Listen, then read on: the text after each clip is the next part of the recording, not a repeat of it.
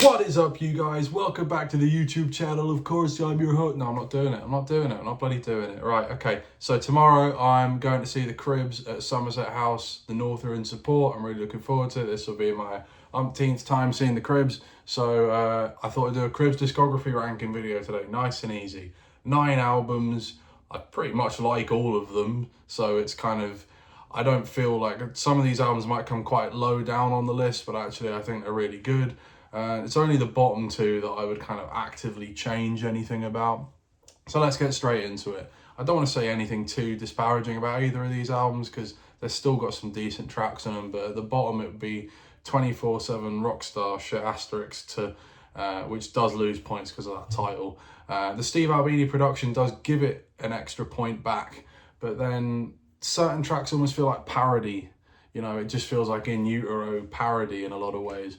Dendrophobia is really good. Rainbow Ridge is really good. Closing track Broken Arrow is really good. The rest of it, I could probably just kind of take it or leave it. I listened to it earlier and I can't remember half of it already. And obviously that was kind of a difficult period for them, changing managers and stuff, and there was a lot of legal trouble that went on at that point. So they don't really play any of those songs live anymore. But there's a few good tracks in it. I still think it's worth checking out. And then above that in the ranking would be the most recent one, Selling a Vibe. Now, this is a really good set of songs. I must say this. I'm actually really looking forward to hearing a lot of these songs played tomorrow. I just don't like the production. It's the opposite of the previous one where the production was really good, but the songs aren't as memorable. This one has really good songs, but it's produced by Patrick Wimberly, who is half of Chairlift with Caroline Polachek, and has produced a lot of albums in this kind of slick style. It just doesn't work for me with the Cribs. For me, I like the Cribs when it's a little bit more ragged and a little bit more lo-fi usually. For whatever reason, it just really doesn't work for me, the production on this album. But it's got some great songs on it. Summer Seizures is great, and the title track's really good as well. A Point Too Hard to Make. There's some great songs on here. Obviously, they're writing pop songs with this album, and I suppose it's credit to them as songwriters that they can just pull an album like this off. But for me, I would quite like to hear this album remixed down the line, personally. I know it's a brand new album, so that's not going to happen anytime soon, but it could really be brought to life a little bit more. And maybe this is just me having a gripe at modern pop production, full stop. Let's blame Jack Antonoff. Let's blame Jack Antonoff for this. That's what we're doing. We're blaming Jack Antonoff for this one. We're going to move on now. The next one is 2015's For All My Sisters. This is a really well produced album because it's produced by Rick Ocasek. And, you know, power pop legend, right? So this is a really, really great album. It's a bit front-ended, so all the best songs, apart from the closing track, Pink Snow, are at the start. So Ivory Hand, Different Angle. But overall, this is a much... The leap in quality for me from those other two is quite significant here. I think every album beyond this point is like probably sort of at least an 8 out of 10 for me. I think they're so consistent, the Cribs, compared to all the other indie bands that came out in the noughties that made like one half decent album and fell on their ass. You know, they've continued to make great albums for 20 something years at this point. That's incredible. Not a lot of bands do that. So it's absolutely to their credit. I know I've just said I didn't like a couple of more recent albums, but look, this is a great band that has consistently made great albums for 20 plus years. Think about that. Think about that. For All My Sisters is a great album. I saw them for the first time on this tour at Sound City Festival in Liverpool. And there was a lot of really great bands on that weekend, but they just came out on the Sunday afternoon, didn't give a monkeys, and just played a brilliant set, absolutely blinding. And I love a lot of the songs on this album. Different Angle, Pink Snow, Ivory Hand.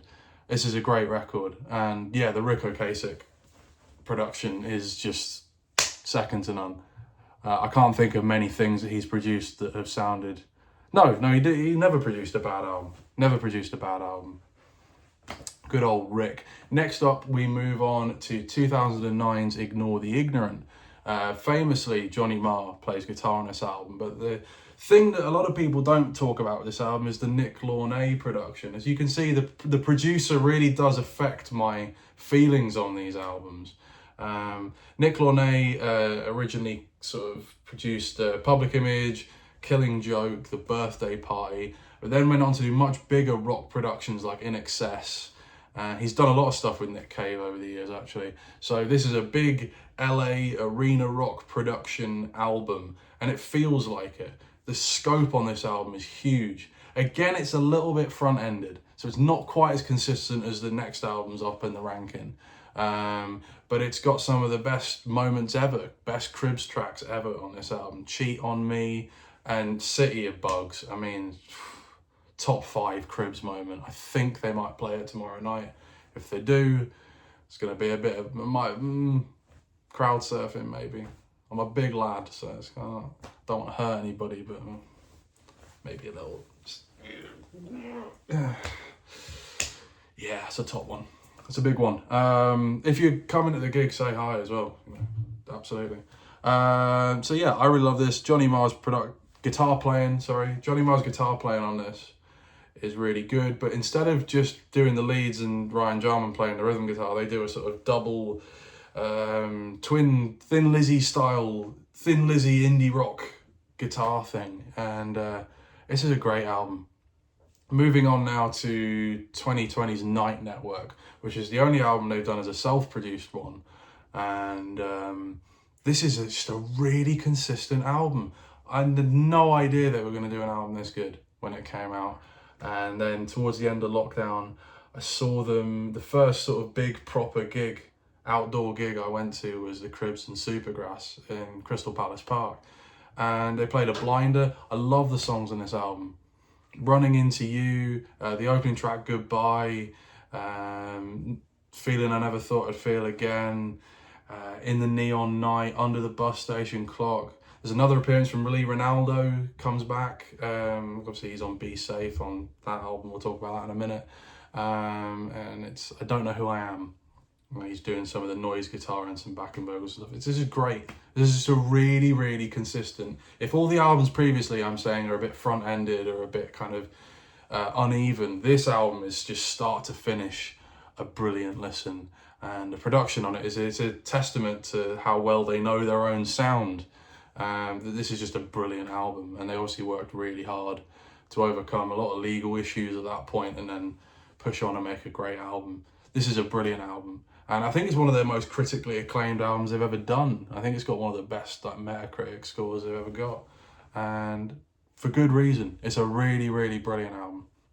So we're getting up into the big leagues now. These top 4 are just like some of my favourite albums ever. And we're going to start with 2007's Men's Needs, Women Needs, whatever. So they got signed to Warner Brothers in America. They went and recorded it in Vancouver in a big studio with Alex Kapranos from Franz Ferdinand producing it.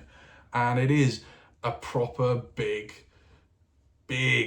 pop rock album, you know, and there's so many great songs on this. Obviously, you've got the big singles, but then you've got Girls Like Mystery is a great song, Moving Pictures is a great song, Women's Needs is a great song, obviously Be Safe with Lee Ronaldo, which they did in one take, and Ancient History. That's probably the most underrated track on this. And it's got a lot of really good B-sides as well, and we'll talk more about B-sides in a second. But this is a really, like, obviously it's their best-selling album. It's got all their really big hits on it. And it's just start to finish. I've listened to this countless amounts of times. It just plays like a dream. Yeah. These 3, obviously we're going to talk about the other 2 in a second, but to have gone from that to this in like 3 years is absolutely mental. And yeah, this is a brilliant album, and it deserves to be their most successful album, I think. In 3rd place on my ranking, I'm going to have The New Fellas, which is all the way up there. This is kind of like the fan favourite usually. And it captures a moment in time. They produced it with Edwyn Collins in a tiny, I think in his like little home studio. And it's funny, they skewer the entire indie scene of the time, especially the London indie rock scene. They just absolutely tear people to shreds on this album, and it elevated them. It elevated them and made them more popular. I don't think the reviews were that great when it originally got released. Like, retrospectively now, people refer to it as their kind of era-defining album. And it's got a lot of songs that have stayed in the set. I'm sure they'll play Hey Scenesters tomorrow and Mirror Kisses. There's a lot of really great tracks in this album. Hello O's a really great moment. Haunted's a great little moment. I love the closing track, Things Aren't Gonna Change. B-sides. Now, this is the album that's got all the really good B-sides coming off it. This was at a time where people were still putting out CD singles. And there's a lot of really great singles that came off the back of this. There was a non-album single, You're Gonna Lose Us, as the A-side, which is a great tune. But then you got To Jackson, you got their cover of Comic Gain's Saturday Night Facts of Life, Advice from a Roving Artist, It Happened So Fast, North of England. Like, these are really, really banging B-sides. They probably could have made like a double disc album or like a long CD. But the fact that they made like a really snappy little half an hour album, 11 songs, and just slammed that out and put loads of really cool B-sides. It follows in the classic indie rock tradition of the Smiths and Suede. And Bernard Butler from Suede produced You're Gonna Lose Us, the single. And then Johnny Marr plays with them a few years later. See, it's all connected. It's all connected. Everything's connected. And this is an absolutely stonking album. And indicative of that moment in time. Probably more than any other indie rock album, I think. Even like maybe Up the Bracket has a little bit more of a claim to being there a bit earlier, but this is indicative of the noughties indie scene more than anything else.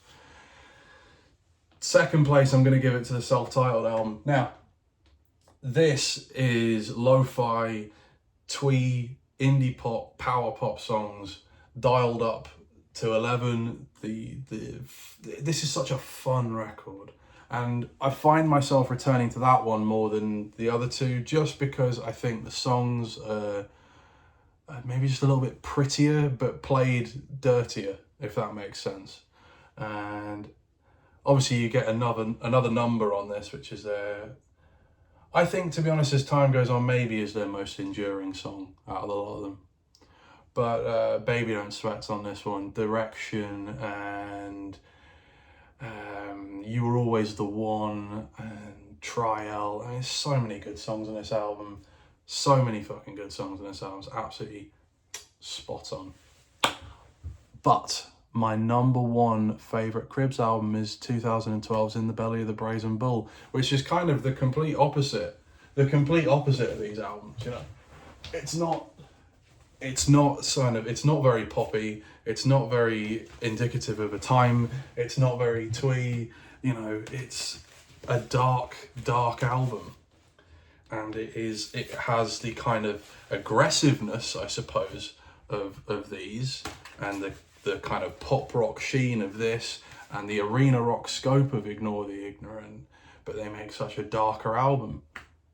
And it's just a personal preference thing for me. When I listen to those songs, it really hits me in a specific place. It reminds me of certain things in my life, and it means an awful lot to me. I think this is probably their best album overall, but In the Belly of the Brazen Bull, obviously they worked with Dave Fridman on that album, who produced the Flaming Lips albums and Pinkerton, and it has that kind of Pinkerton feel to it, but with the kind of grandiosity of a Queen album. And every song on it's great. Glitters Like Gold's incredible. Jaded Youth, Anna, Back from the Bolt Hole, Pure O. I mean, these are some of their most underrated tunes as well. That's the thing. And then you get the little suite at the end, the little 4-song suite at the end. Oh, it's magnificent. It's absolutely magnificent. And it's funny, isn't it? As I say, a lot of these other bands that came out at the same time as them were floundering by the early 2010s. And they came out with this album that I think is underrated, magnificent, totally a grand rock spectacle. I think it's one of the best rock albums of the last 20 years. And it's one of my favourite albums of all time. It's just brilliant. I don't think they get any kind of credit for how great that album is. And so for me, although these are probably their kind of They're most well known for good reason, and their most iconic albums. In the Belly of the Brazen Bull for me is my #1 Cribs album. It's absolutely superb, and I wouldn't have it any other way. Do put in the comments your Cribs album ranking, and I may do a singles ranking eventually one day, but that might take a bit of logistical thinking in my brain. But I love the Cribs. I must say, I do think all of those albums, they range from like pretty good to outstanding. So I don't want to sound like I'm slating any of those bottom 2 or 3 albums, because they are still worth a listen. But when you reach the heights of these top 4 or 5 in this ranking, it's a staggering thing. It's a staggering thing. And they're easily the best British indie rock band of the last 25 years. There's no comparison for me. Nobody gets close. So I love the Cribs from Wakefield, and I'm looking forward to seeing them tomorrow, and I hope you enjoyed the video. Hit me up on Cameo if you want a special video. Find me on TikTok as always. Find me on Instagram, posting stupid stuff on my stories. And keep tuning in for more YouTube videos. I'm going to try and post over the next sort of couple of months, because I've only just started doing it. I'm going to try and post as many videos, hopefully 1 a day at least, just to kind of get the ball rolling. So thanks very much for tuning in again. I know yesterday's video was quite long. This one's a little bit shorter. And I'm going to try and talk about as many different kinds of music as well. Just keep it as varied as possible. Thank you very much for tuning in, and I'll see you next time, okay?